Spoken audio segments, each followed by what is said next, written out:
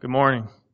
Got a few announcements. Track 1, there's a talk on technical hacking by Chris Berberick. Track 2, down in Auditorium 2, there's Ryan Irving, Ways to Identify Malware on a System. And then after this talk, if you go down to auditoriums, there's a lunch they'll hand out, and then if you can just go around, there's some benches outside or anywhere else you can find to have a seat and have lunch.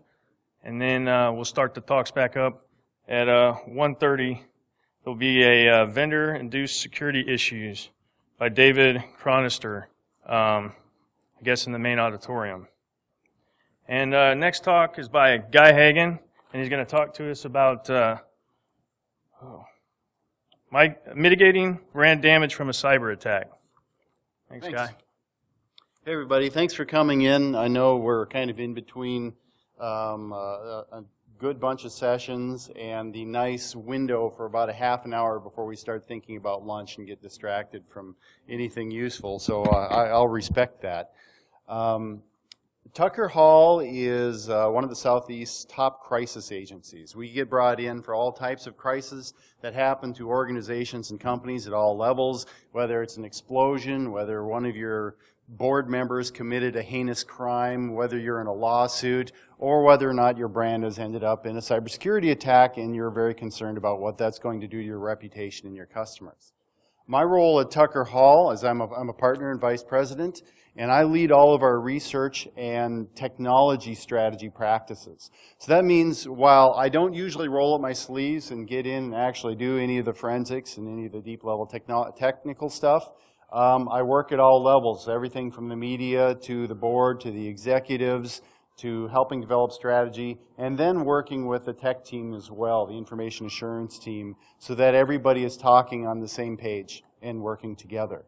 So that I bring sort of a unique perspective to this sort of situation. And what I'm going to talk to you today is about all the parts of an incident, an intrusion incident, past the technical side, all the things that actually cause damage beyond the software, beyond the hardware, all beyond all the defense systems, and how we get out of that. So I'm going to start off by this fine picture here. This is the picture of a 22-year-old Philippine hacker from year 2000. Everybody remembers the I love you worm from way back, even if it might be a little bit older than some of us here. That's still held to be one of the most damaging hacking incidents in history because it affected over 45 million Windows-based computers, caused more than $15 billion in damages worldwide. It's still considered one of the most harmful disasters that ever happened, but I think it's also particularly important because it set an image in our mind of what it means when we say hacker. If you talk to most people and say, who hacks? Who does the hacking? Who's the bad guy out there? This is the picture we all have, and certainly this is the picture that Hollywood has, right? The lone iconoclast sociopath working in their mom's basement, kind of low on resources, but really, really full of lots of anger and hatred and creativity, and they're going out there, they're going to take on the world as just the lone gunman. And this is the image that everybody really has. And I'll tell you, working with a lot of CEOs, working with top people in financial sector, working with top people in education, this is what they think they're up against. And they look at their departments, and they say, we got all these people, all this talent, we have nothing to worry about. I'm sure a lot of you have encountered a lot of this. Of course, I'm not totally discounting that guy or that gal.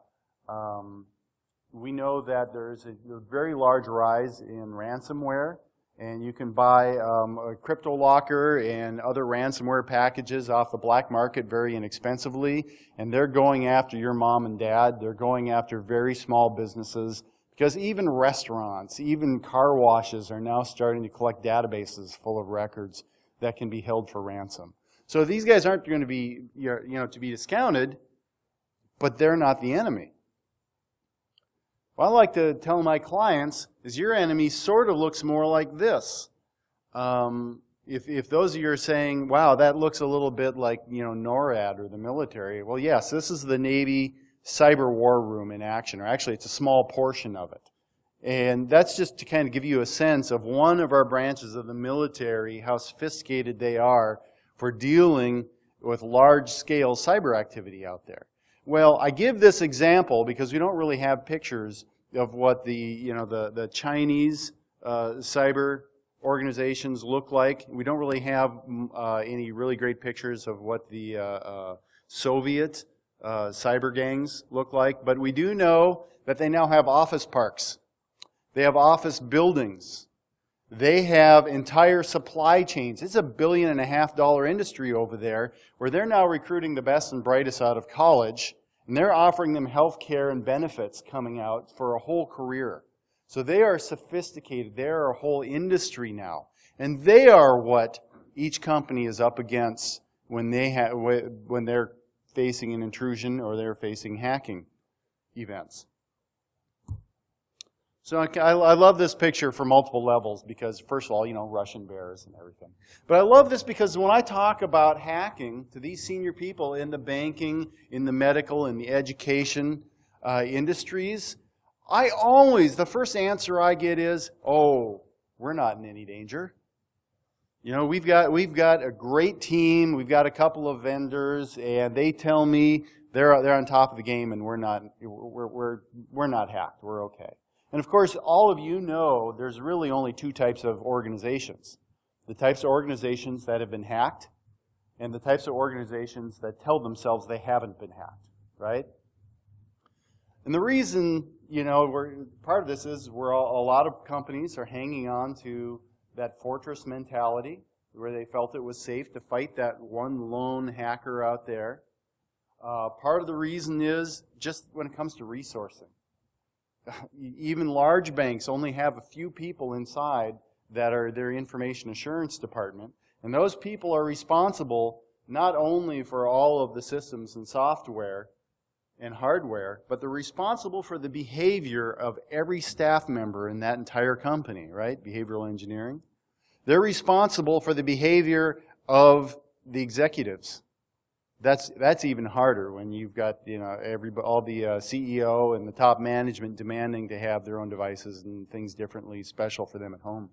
They are responsible for what all of the vendors do. So, and not only that, you're looking across almost every industry that's out there, and they are still using legacy software and protection systems. They are slow to implement patches. We know that from I'm going to use the Target example a lot today because that's what I kind of build my deck around. But we still know that there's numerous high-profile intrusion incidents and data theft incidents that are still using the same vulnerabilities that were exploited in that Target attack. People are very slow to respond to them. So this situation is over and over what we see happening with our clients. We thought we were prepared, and then suddenly we realized it was an unfair fight that we were in, and we were just totally bulldozed. So now I'm going to kind of describe a typical situation that which we've seen. I'm sure a lot of you are very sophisticated and have done a lot of consulting, or you worked in a lot of intrusion incidents yourself, and you know what different types of incidents might look like, how they may go down.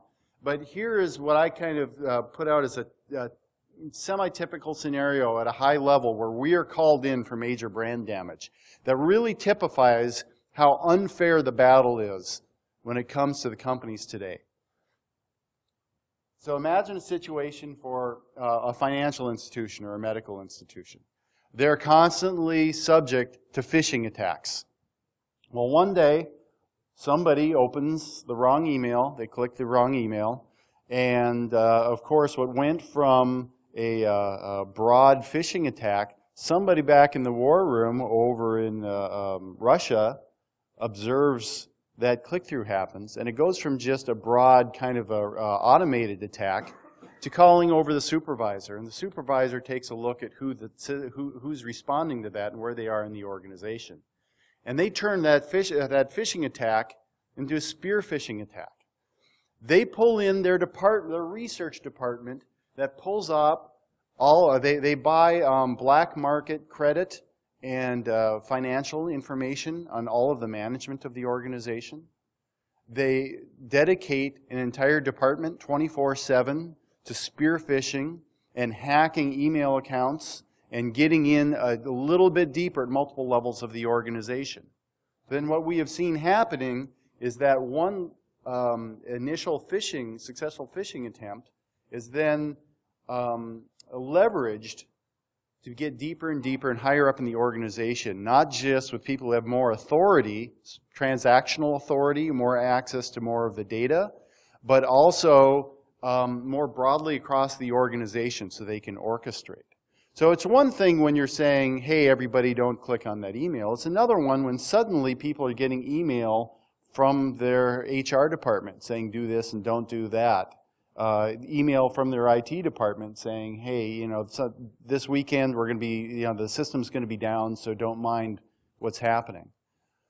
After spear phishing goes on for a little bit, we have seen eventually they nail somebody with significant authority. In case of some of our clients, it might have been a situation where they have transactional authority to move money on the order of millions. Well, after that, it's still not opportunistic. These people have a system. What happens is they orchestrate an attack. They set up a trap where they wait until it's going to be a holiday weekend. They wait until they know key people are going on vacation. They wait until they know the maximum damage can occur. They execute a transaction or they exfiltrate the information. Then they drop in more smoke screen, where they will send out emails saying, hey, like I said, the system's going to be down this weekend, don't worry about it. Or they will do a DDoS attack, where the whole network, the whole reconciliation network or the communications network is going to be down for a couple of days. And by the time anybody has figured out what has even happened, they thought they were fighting the denial of service attack, but what they're really trying to discover was the money is moved. Well, that money is moved, and it is moved, and is moved again. Or that data is already gone and is being used for something else. By the time that smoke is cleared, that organization, that cyber gang, is already on to their next victim, and that money is long gone. This is the type of situation that we're facing. And even if the organization or client was relatively sophisticated, the amount of resources that gets poured against a sizable opportunity just overwhelms the client. I apologize if this is not new to any of you. I mean, is anything I said surprising to any of you? Probably not in this room, but I've talked in front of financial, in front of medical, in front of educational, other organizations, and they're shocked to hear this information. So, now it's coming to the meat of the story. This is all situation up till now. What does the damage from an intrusion or a data exfiltration event come to? What is that damage? Well, what you see in the paper is only the tip of the iceberg. The part that's easily to measure and what we talk about in cybersecurity circles is only a small fraction of the damage that actually happens to organizations. And what we have seen with our clients is there's 4 different levels. There's the direct damage, secondary, customers, and the brand. So again, I'm going to use the Target situation over and over because it was one of the better studied ones. The direct damages that we see are the ones that all of you can measure. It is actual incident response costs. It is the remediation repair. For example, in Target, the $200 million that was cost to replace credit cards for all the different credit card companies is the cost to change some of the systems over inside Target to harden against future attacks. It is any actual money that gets moved if you're a financial transaction or if you are a different type of organization, different type of attack, the cost of the actual ransom data. This is the dollar figure that we see in the paper. And in fact, at the top here, we see a headline from the New York Times. Target puts costs at $148 million and forecasts drop. Well, does anybody know where that $148 million came from? It was the max cap of the insurance that Target had. And all they could come up with is they knew that they were going to use all of it. And that's just the direct costs.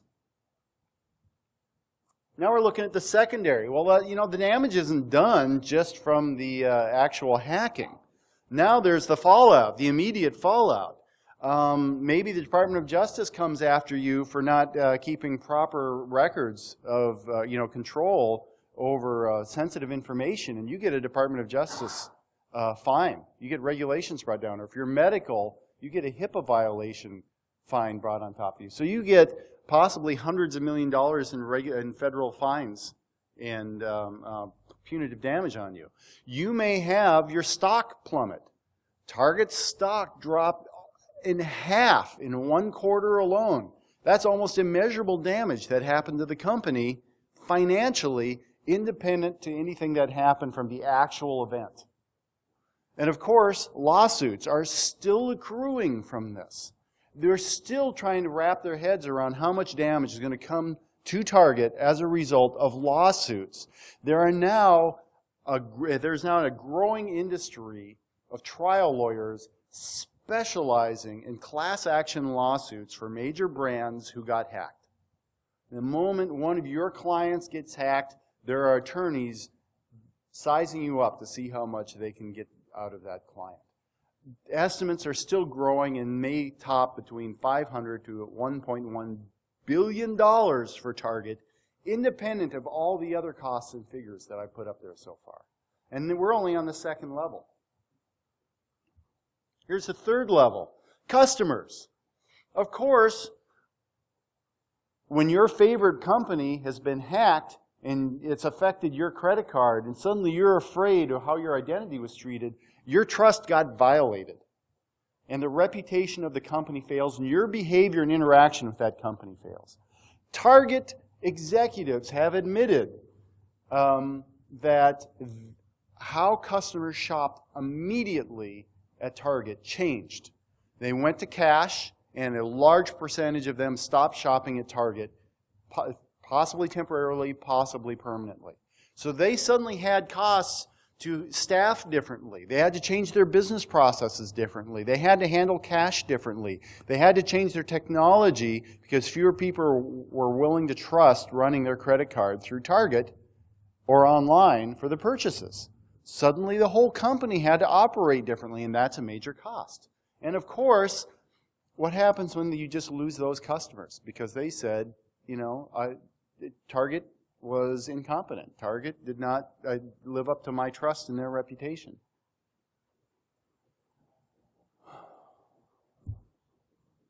And in that last example, Target again said it affected their profits due to revenue dropped. And the number of sales dropped after that breach. Finally, we have the brand level. This is your reputation. The brand isn't your logo. The brand isn't your website. The brand isn't your tagline. The brand is what people say about you. It's the Amazon recommendation, right? When people say, hey, where do you shop? And why do you shop there? That is your brand. And suddenly after a major intrusion event, people say one more thing about your brand. I love Target. They have great buys. They're a little bit upscale. They're super convenient and clean. But by the way, you really can't trust them because you're going to lose your money through them. You're going to lose your identity. And people might start saying that. There's going to be a caveat. So suddenly, you have to work hard to regain people's trust in the long term. So this reputation loss is particularly hard to measure, but it's going to take up to 10 years. And according to some research, Ponemon Institute is a particular cybersecurity research organization that looks at brand damage and some of these more softer impacts. And by their measurement of major brands who've been hacked, they're saying it's at least $330 million per incident for major brands for the reputation repair part. So now you add up all those things that I've mentioned, and you're looking at easily over $1 billion worth of costs that Target faced, maybe 1.5. 4 different layers of impacts that have to be considered when usually we only look at one. We only look at the actual damage. So I haven't seen all the other speakers today, but I've attended lots and lots of cybersecurity and information assurance presentations. I'm sure all of you have. And there's one thing I've observed. The first job of the presenter in one of these conferences is to scare the bejesus out of the audience, right? And hopefully I've kind of done that in a new way, and I've done my job on that. But the good news is there's stuff that you can do, stuff that your clients can do to control all those other damages, to cap them, to mitigate them, and to keep them from being as bad as they possibly could be. So I'm going to talk about some of the guidelines, some of the lessons learned, some of the advice that we give our clients at a top level to help them through some of these incidents. The first thing I'm going to mention is, here's 4 common buckets for information assurance for dealing around intrusion, right? And these should all be familiar to you. Before any of that happens, you need to prepare, you need to plan, you need to resource, you need to do your pen testing. You get that constant exercise of keeping your system as hardened as possible, your team as sharp as possible, using the best tools as possible. At some point, incidents happen. And then comes in the forensics. You detect it and you analyze. How bad was the damage? How deep did they get? How can we prevent this from happening again? How can we influence what happens when it happens again? And the third part is the forensics and the response. Is if something did get exfiltrated, where did it go? Who was involved? What must we do to keep any more from coming out? And how to stop the situation from getting any worse. And finally, the last bucket is post-incident recovery. How can we change our systems and our processes so that this does not happen this way again? We'd like to say how this doesn't happen again, but realistically, how can we keep this from happening this way again? 4 buckets, a lot of the efforts in cybersecurity falls in here. Well, the good news is we have the same 4 buckets, and we're talking about brand communications and repair. Planning, resourcing, and training. First off, this is just risk assessment. Thinking through your client, through your organization's greatest possible vulnerabilities when it comes to reputation. What could happen that could hurt us most? How should we respond? Let's think through this scenario. Let's create a plan so that we know how to deal with everything from who are our stakeholders, who are our investors, do we have to talk to our shareholders or to the stock, to Wall Street about this? Who's the media that's going to be interested? How do we bring in the attorneys? Is there federal agencies that need to be involved? What is our process and what is our timeline and what are our triggers to do all this? And once we have that plan, training people and testing people to make sure that they know how that plan works. It's a really great theory if you have a plan that's in place that's really solid, but then when the stuff happens, when the crap hits the fan, do you know what the president's secretary is going to say when the paper calls him? Do you know what anybody in the company is going to say when reporters get a hold of them by email or the phone? Is it going to be according to plan? Is it going to be some message that's going to throw things kind of under the bus and make things a lot more difficult? So that same level of pen testing can be done from communications. We call it live fire drills. The next one is monitoring. So just as you monitor for intrusion, for attempts on your system, you can monitor for things that are happening externally about your brand. You may discover things about your reputation, about people are saying, honestly, we've had clients where they learned about intrusion because somebody posted something to social media. Why did I Google this and find my personal information on the web? Why did I find I'm a company, and why did I find my vendor information posted someplace? Why was I contacted?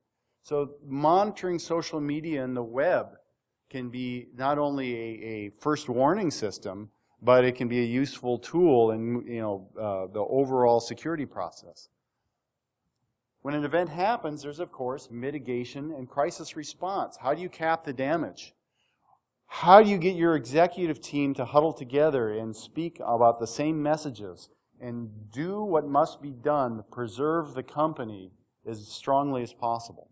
And then finally, after all of the damage is done, what can you do to get people to trust you again? How do you improve people's belief and faith in your company and want to continue to do business with you. And not just your customers, but stock valuators and shareholders and anybody else in the public. Next, this example here is held up in the media as one of the top, most successful headlines of all times, right? Because you just look at it. You want to read that, right? So the answer here is what makes news? You got to be sensitive to what makes news because you don't want to be news. This headline works because it's unusual, it's different, it's titillating. So one of the tools that we use is learning how to look at your situation and take all the interest value out of it. Not necessarily say, hey, it's just day to day, it's all routine here, but just, it's not special. It's something that doesn't really stand out. So there's really not much meat for a story here. Next, tell the truth, the whole truth, nothing but the truth. Here's a couple of very high-profile individuals who are not known for the truth. Of all of the positive things that these people did during their presidencies, they are, among the public, known primarily for shading the truth. So the temptation frequently among leadership of a company going through an attack is to shade the truth. Look at what happened to BP. How much oil is coming out? Oh, there's some oil there, but don't worry about it. It's trickling. Well, okay, it's more than the trickle. It's a big trickle. But we've got it handled. It's capped. Well, we don't have it capped, and it's kind of gushing out there. But we have a plan. Well, we don't really have a plan, but we're going to clean it up. That trust framed BP's reputation for a long time. So the first thing that you have to do is remember that you have to be authentic because, of course, the internet doesn't forget. Next, prepare. I mentioned in that whole list back there the importance of being prepared for the high-risk scenarios. This is a little video clip I'm going to play. A number of my other partners love this for all crisis events because it really shows the importance of preparing. This is the story of Jackie Robinson, one of the first Major League Baseball players, African American. And he had a hard road that he fought to get into his position. And his team hired a black reporter to coach him on how to deal with all the attention he was going to get. And as you'll see, Jackie, because he was, very determined, said, "I don't need help. I don't need anybody's handout. I don't need to prepare. I'll handle it." But the reporter says, "Well, you may be wrong, and here's why." And this I'll let the clip do the rest of the explaining here. But it kind of shows that preparation can make the difference between being caught flat on your feet and knocked over in the media, or presenting the image of your company in the situation that you want to present. Oops, that didn't work right. Let's try that again.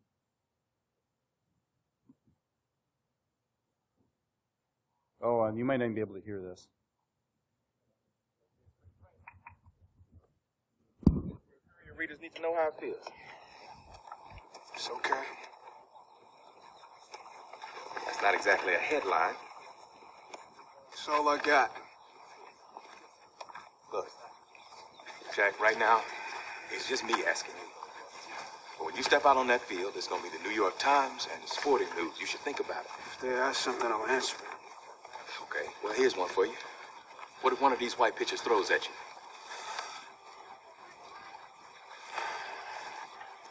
Look, they're going to try to get under your skin. You need to be ready. Listen. You know how when you're at the plate, you want to see the ball come in slow? You want to see these questions come in slow, too. Hey, Jackie, you think you can make it with these white boys? I had no problems with white men in the service, so at UCLA. Yeah, what you gonna do if one of these pitchers throws through your head? Yeah. Yeah, Jack, yeah. I'll duck. So you guys hear that a little bit? Sorry, that wasn't really clear audio. But, I mean, it really makes the case that taking the time to think through your risk situations can prepare you for situations that you didn't even think about as well.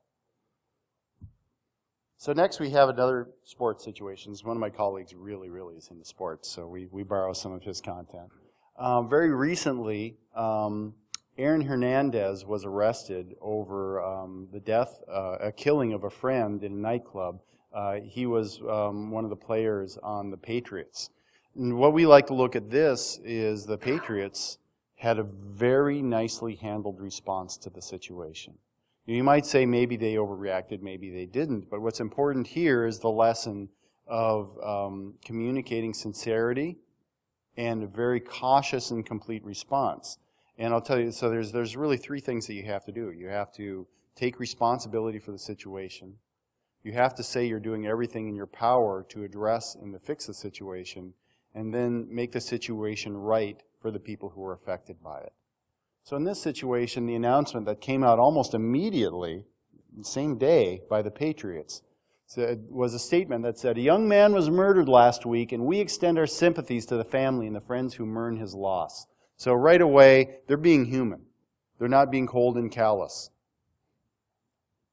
Words cannot express the disappointment we feel knowing that one of our players was arrested as a result of this investigation. They're not claiming that, they dropped the ball on screening or they weren't monitoring. They weren't necessarily even throwing him under the bus. He was arrested, and we're disappointed that he was arrested.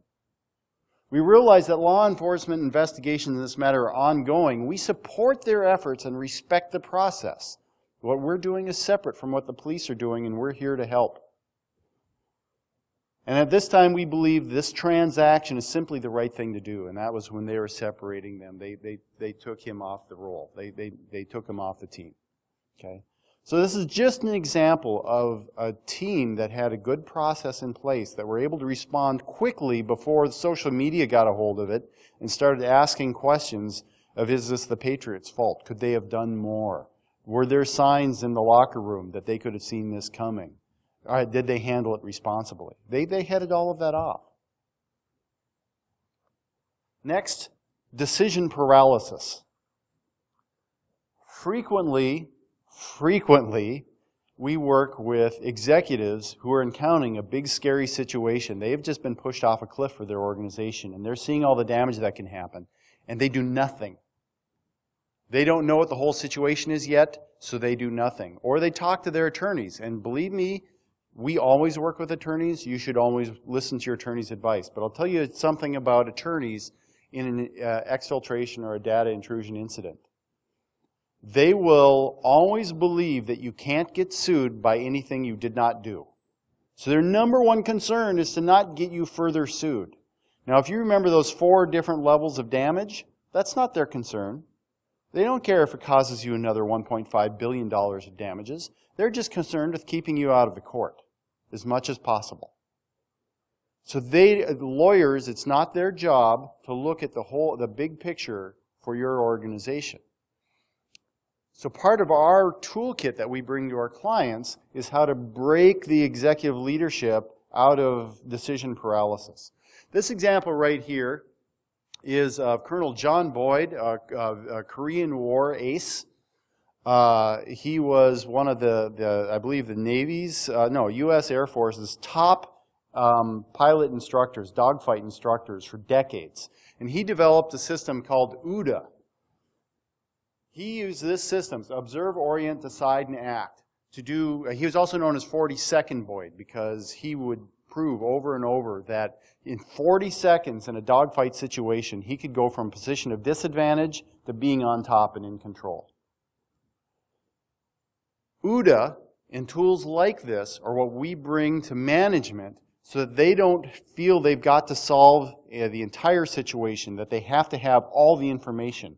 But they can solve what's right in front of them right now to convert the most pressing situation into a situation of disadvantage into advantage, and repeat, and repeat, and repeat. So, executive leadership skills and management are very, very critical in crisis situations. Yeah, time for a little bit of a chuckle, right? And of course, what we also see leadership often doing is, it's not our fault. Blame somebody else. We can blame a vendor. We can blame anybody else, blame somebody else in the organization, blame another division, blame law enforcement. This also doesn't work, because people believe that if it happened on your watch, it was your responsibility on some level. So the blame game never works in a crisis communication situation. You must take at least the level of responsibility of saying it happened on our watch and we're going to fix it.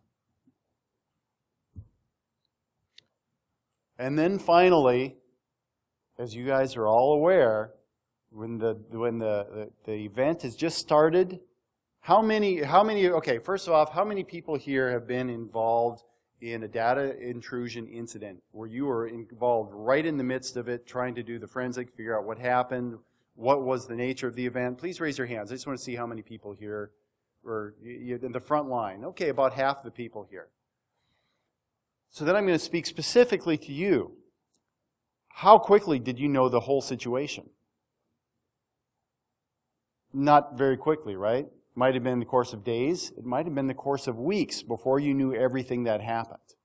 It goes back to that data paralysis, that decision paralysis situation I mentioned earlier.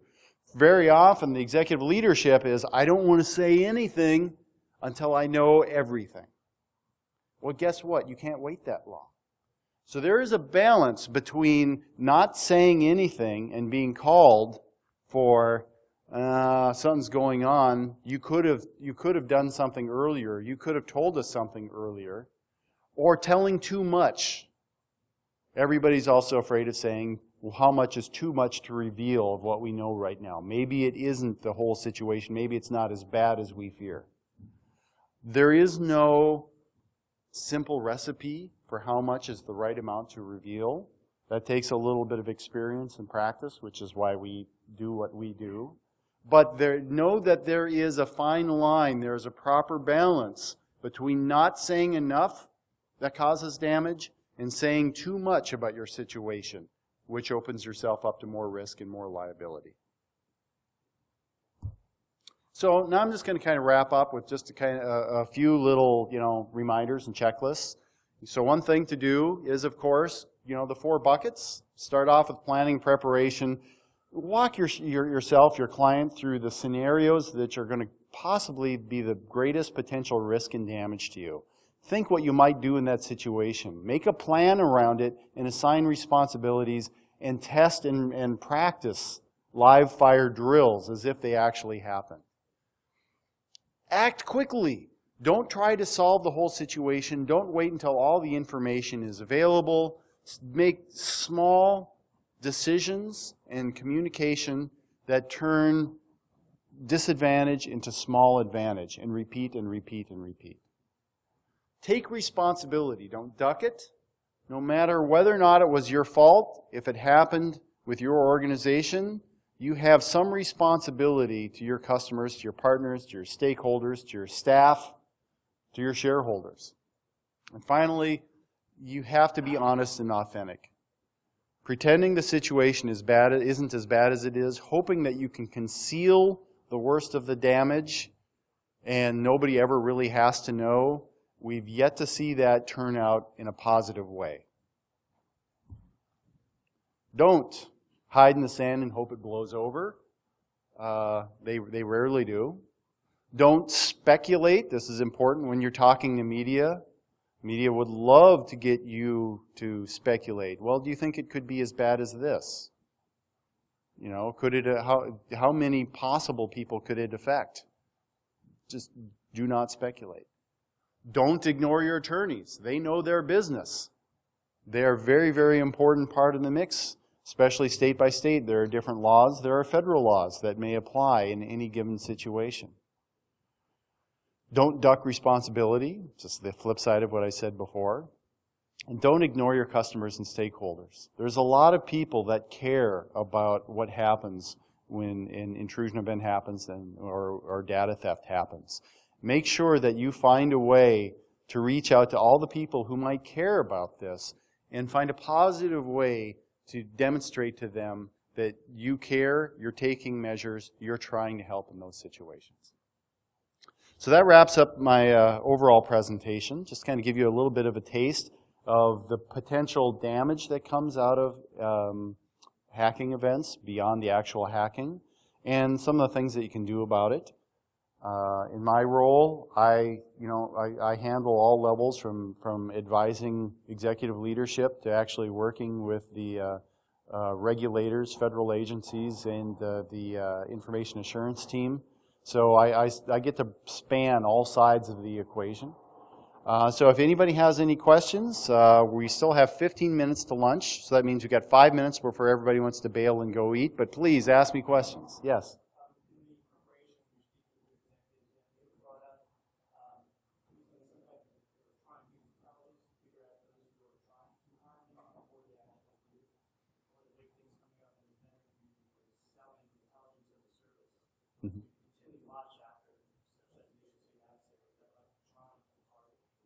So I think there's two ways that I can answer your question. One, I'm going to take it as close as I can. So thinking about is part of your risk assessment, who is most likely to attack you, right?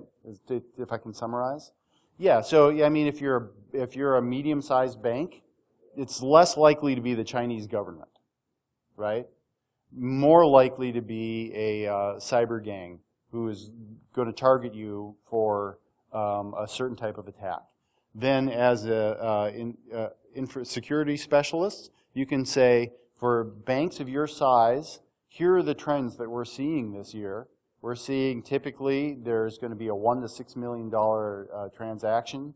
It's going to follow these most like sequences. It might happen through smishing as opposed to a spear phishing attack.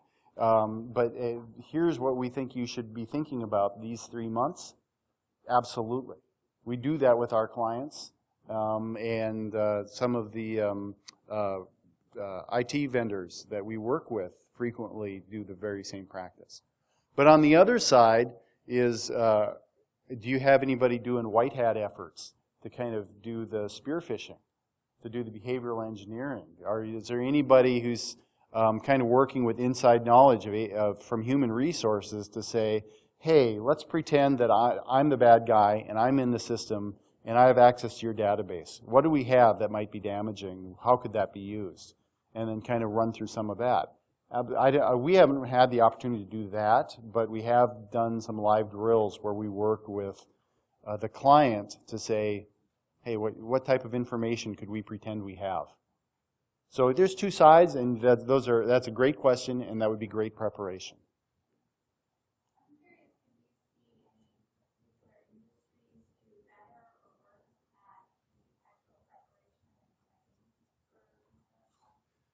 Yes. The short answer is they all stink. The bigger they are, the less prepared they are. I find chemical and power sectors tend to be, since they're a little bit more closely under the lens of Homeland Security, tend to be a little tighter on that. Any company that, chemical or manufacturing that can have something that explodes or poison the environment, they usually pay pretty close attention because they're thinking in terms of terrorists. And they realize that they have a higher level of threat. But other than that, every other sector is pretty bad. But I'd say what I see as the two greatest areas of greatest weakness are small businesses, less than 25 employees. Because we're reaching an inflection point. As I mentioned before, every car wash, every restaurant is now processing credit cards. They're now keeping online databases of their customers. And it's one thing if it's a software as a service or they're using a very high-level vendor to handle that for them. But even if it's just a database, that database can be ransomed and shut the business down. We're seeing it particularly when it comes to small physicians' practices. I think that's a huge threat that's coming up. Doctors don't even want to deal with this. It's just a headache, and they have so many legacy systems. Even if they're on some of the new HIPAA-compliant systems that are sort of shaking out, They still have all their legacy systems there. They still have all their hard copies because they don't want to learn the new systems themselves. So I'd say the greatest vulnerabilities are the small businesses that aren't even thinking about it, but whose entire business could go up in smoke if their entire customer database is hijacked.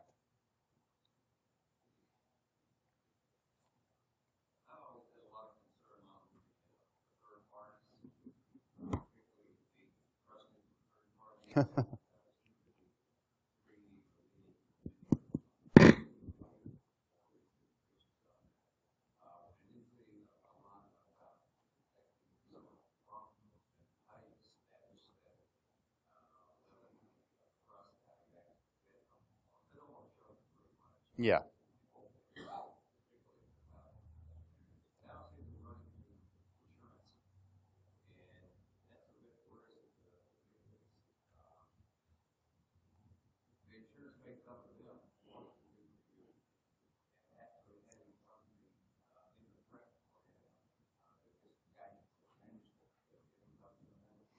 So we work with vendors when it comes to really all levels of the situation where it's, planning and preparation. If the vendors have to be part of the plan, they need to be informed. They need to be part of the live fire drills. Work with them through the mitigation situation because their messaging has to be in sync with your messaging. And of course, we work with them for the reputation repair. But when it actually comes to selecting and setting up the relationship, that's not something that we generally get involved with. Just the same as, when we work with our clients, frequently they have a sophisticated IT department, and they probably have an information assurance vendor. Sometimes we're asked to recommend one where to be brought in, but 9 times out of 10, they already have somebody, and we work with them. And that's kind of how the situation works. The shortest answer I have for you is there are a couple specialists out there that specialize in the IT security ramifications of the vendor relationship, vendor management for IT security. And they cover everything from the protocols, the interfaces, the behaviors, and the contracts and insurance. And all we can do is say, make sure you find somebody who knows all of those details because they change quickly and they change state by state. It's definitely a specialized field. Yes? So, going back to one of your earlier slides, you had the pipeline from fishing to spearfishing to transaction. With that, have you seen where the attacks, as they were being mitigated, eventually die off? So to frame the question, so we've been experiencing phishing for a while, and we've got a really good grasp on education and on the employees that are so decentralized and difficult. It moved to spearfishing, and then it moved to intercepting transactions. We've been watching it, we've been catching it, we actually stopped transactions from going. We haven't seen this smoke screen yet, but we've been stopping it ahead of time. We're ahead of them. We pick up on the compromises very quickly, but it's not dying out. It's still consistent, and nobody's doing anything about it. So we've got the bureau, and they were doing some stuff, but it's continuing to go on. Does it ever die off? So there is no real statistics on this out there. My gut feeling, talking to some federal people and talking to a number of our clients, as long as you're a fat fish in the pond, that you have the criteria for making a great, sufficiently large transaction, they're not going to let you go. Even if you were the victim and you went all the way through this, you should expect that they're going to come nibbling back in a year and a half when you're recovered. So I don't think that given the size of the situation overseas, they're ever going to look at your client and say, wow, he is just too tough. They may never allocate a full team. Anecdotally, from some of the people, I have plenty of friends in special ops. I'm sure you guys do too, and we have you hear lots of stories. But supposedly, when you're moving between fishing and spearfishing, You have 1 or 2 people that are running that bot network to see if the phishing works. And then you have some sort of management team that says, what's the size of the opportunity here? And they do a cost-benefit analysis that says, in order to go for, let's say, a $10 million transaction or a $20 million transaction, we can afford to allocate 30 people for 3 weeks. And if 1 out of 3 of these work or 1 out of 6 of these work, we're going to easily be making our growth quota. I mean, they're actually thinking on those levels right now. So yes, you can change the equation, but I don't know that that puts you on a list that finally says, you know, at some point they're going to keep from allocating the expensive resources on you until you show some vulnerability. But I doubt they'll go away. Yes.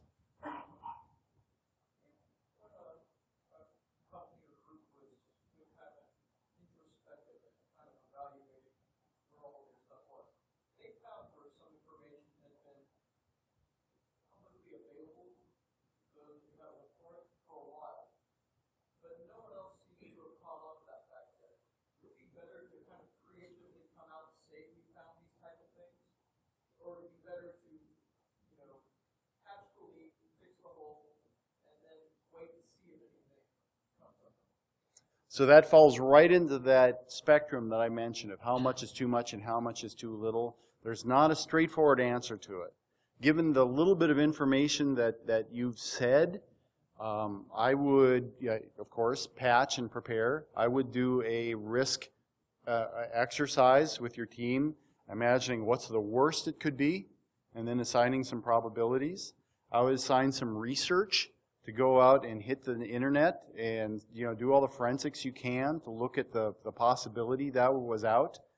And I would prepare all the messaging as if it's the worst. And honestly, you might want to sit a little tight and just be prepared. In the meantime, you take that as an opportunity to build some equity. If the fire isn't burning yet, what a great time. And I don't know which industry you're talking about. For your particular situation, you don't have to tell. Public sector? Public sector, depending on, if you're doing social services or something, just for example, maybe that's a great time to reach out to your database of citizens that you interact with or that use your services and say, how to protect your identity. Here's best practices. We're working hard to, have the best systems in place. And start getting the message out right now that you care for their privacy, you care for their information.